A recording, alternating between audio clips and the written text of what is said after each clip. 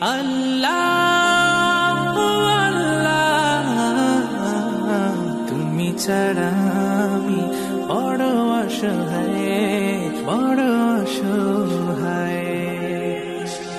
আমি একটা লেখা পড়েছিলাম, লেখাটা ছিল একটা লোক রাতের বেলা সে মোবাইল দেখতেছে, মোবাইলের মধ্যে সে একটু খারাপ দৃশ্য দেখাচ্ছিল। এমন সময় মেয়ে গিয়ে ঘরে ঢুকলো, মেয়ে ঘরে ঢুকে দেখলো বাবা তার মোবাইলের মধ্যে খারাপ দৃশ্য দেখে। আছে কিনা এমন ছেলেরা, এমন আছে কিনা বলেন? এগুলির কারণেই তো জানা, এগুলির কারণেই তো জানা। দৃশ্য দেখছে, মেয়ে দেখে ফেললো। মেয়ে তখন বাবাকে বলল, বাবা তোমার লজ্জা লাগলো না? লজ্জা করে না? একটা শব্দ বলেছে, লজ্জা করে না বাবা, লজ্জা করে না বাবা। মেয়েটা ঘরে চলে গেল। সেই বাবা যন্ত্রণায় ভুগতে আরম্ভ করলো, আরে আমার মেয়ে দেখে ফেললো, আমার মেয়ে কি কথাটা বলেছে, লজ্জা করে না বাবা।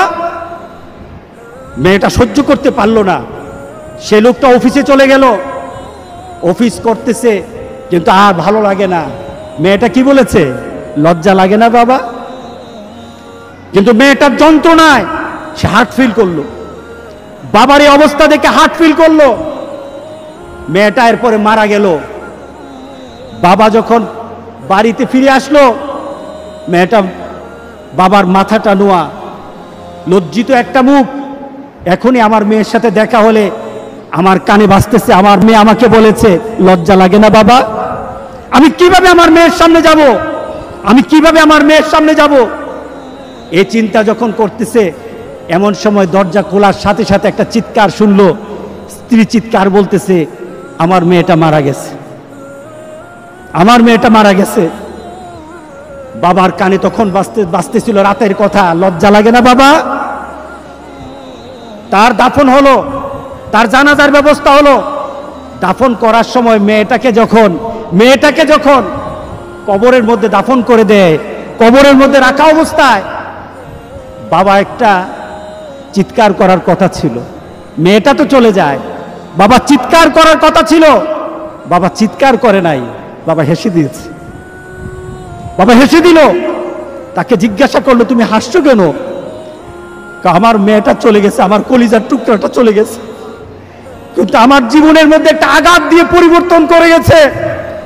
যেই নীতিতে আমি আমার চরিত্রকে নষ্ট করছি, আমার ঈমানকে নষ্ট করে দিতেছি, আমার মেয়েটা হারিয়ে ফেলেছি, কিন্তু আমি আমার আখিরাতকে বুঝে ফেলেছি, আমি আমার আখিরাতকে বুঝে ফেলেছি।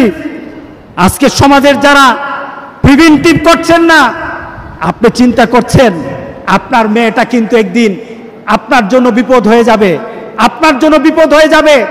এই মেয়েটা যদি চরিত্রবান হয় তাহলে আপনার জন্য। قال النبي صلى الله عليه وسلم ثلاث أنا خصمهم يوم القيامة، ثلاث أنا خصمهم يوم القيامة। রাসূলের অপমানে যদি কাঁদে না তোর মন, মুসলিম নই মুনাফিক তুই রাসূলের দুশমন। ফ্রান্সের সব পণ্য কেনা বন্ধ করতে হবে, দূতাবাস নামের সেই প্রহসন উপড়ে ফেলতে হবে।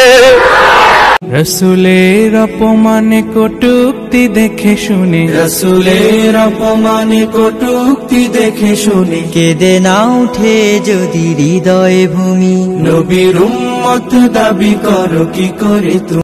या मोहम्मद मोहम्मद मैं कहता रहा, या मोहम्मद मोहम्मद मैं कहता रहा, नूर के मोतियों की लड़ी। বিশ্বনবী বলেছেন, যারা স্বামী স্ত্রীর গোপন দাম্পত্য জীবনের কথা অন্যের কাছে শেয়ার করে দেয়, তারা হলো আশারুন নাস, পৃথিবীর মধ্যে সবচাইতে নিকৃষ্ট মানুষ।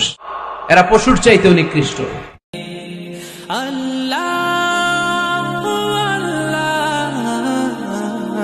তুমি ছাড়া আমি বড় অসহায়, বড় অসহায়।